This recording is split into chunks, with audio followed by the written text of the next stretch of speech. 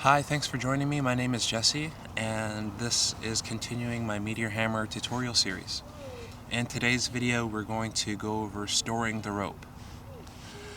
So, I mentioned previously in another video that the rope is approximately double your body length. So, I'm 6 feet. I have a rope that's approximately 13 feet, and when I'm spinning it, it's slightly under 12 feet, just by a few inches, when it's fastened to my wrist, of course. So when I'm not using the rope, if I just leave it out, it's kind of like this, all jumbled up. So there's something that I do to store the rope neatly and in such a way that it won't tangle. And I know it as a daisy chain. And so this is how you do it. Starting from the head of the rope, as low down as you can, you're going to make a circle, like so, and you're going to put your hands through that circle. Then, with your fingers, you're going to grab the working end of the rope. This is the working end, and you're just going to pull it through, like so.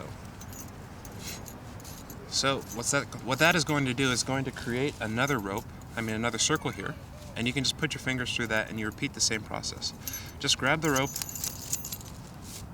and remove the slack from the rope. And you do this all the way down the length of the rope. So I'm just going to do it now, and then I'll show you the finished product. But what this is going to do, this is going to decrease the length of the rope to somewhere around 1/3 of its original size, original length, sorry. And what's great about this method of tying the rope is that it doesn't tangle. It's great because it doesn't tangle. So it makes storing it really, really easy and hassle-free. Now, another thing that is also really cool about a daisy chain is that it's very easy to undo. It's easier to undo it than it is to actually tie it, and tying it is actually really easy. So this is a finished product. I just have the rope, which is just wrapped around itself down close to the end.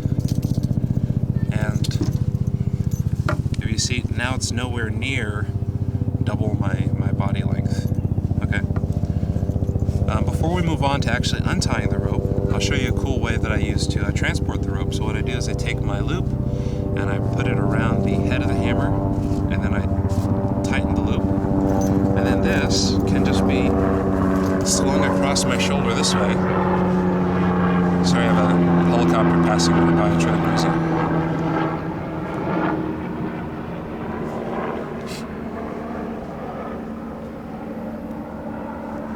So the rope, once I bind it to the hammerhead, it can be slung across my body, and I can use it to transport the rope this way. And it's pretty easy. It stays out of the way. I just keep the hammerhead on the back side of my arm. So, and it's really hassle-free. All right. So let's talk about undoing the daisy chain. So let me just open up the loop here.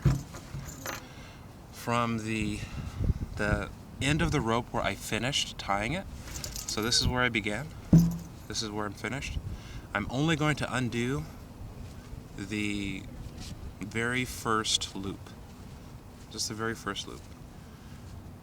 And then from here, this is second to last step. All I have to do is pull the working end of the rope, and it will undo the entire chain, like so. So what's also really cool about this is that you can incorporate this unraveling of the rope into a chute when you're working with your Meteor Hammer, and we'll go over that later. But for now, that is all there is to say about storing the ropes. That's one cool way to do it, and thanks for watching. We'll see you next time.